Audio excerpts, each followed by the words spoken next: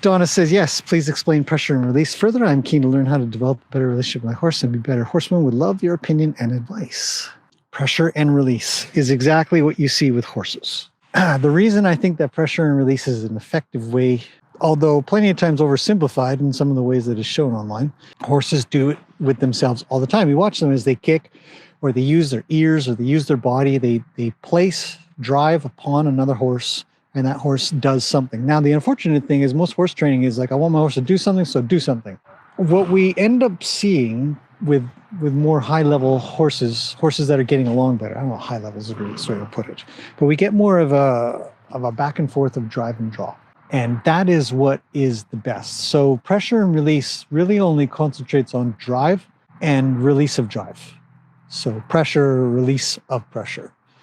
But it rarely, because it doesn't encapsulate all horse behaviors or horse influence on another horse.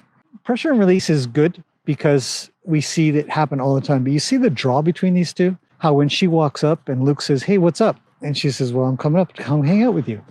And so I think that is really, really important and missing in regards to horse training. So while pressure and release is effective, it is the beginning and not the end. If somebody is still using pressure and release on a horse past a very short time, in my opinion now, I think, then the relationship or the back and forth communication isn't back and forth properly. And these two just have so much energy, always running around. So I think that pressure and release is vital. So yes, the answer is yes, I do think it's good, as you asked before. And then why? The reason is why is because that's what horses know.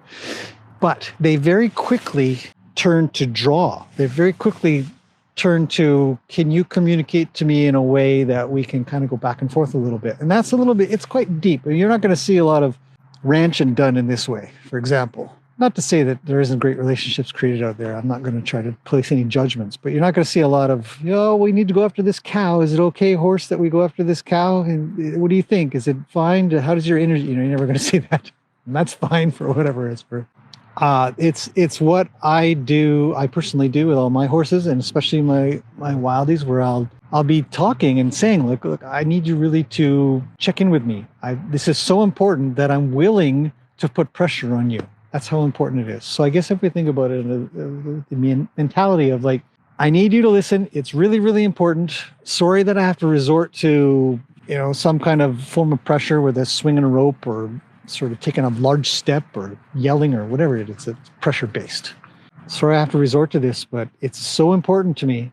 And sooner or later, the horses kind of say, what's important to you again? And you'd be like, well, this is.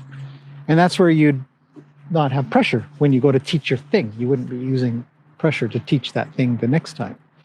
So the idea is to get away from pressure and release, but it always does exist. And it's not a bad thing. Sometimes it can be. So it's sort of case by case, but you're looking to create draw. See, Ronnie placed pressure. Pressure by raising his head, by turning his hip. That's pressure. And then he released it all. He's like, hey, Lena, what's up? When he got what he wanted.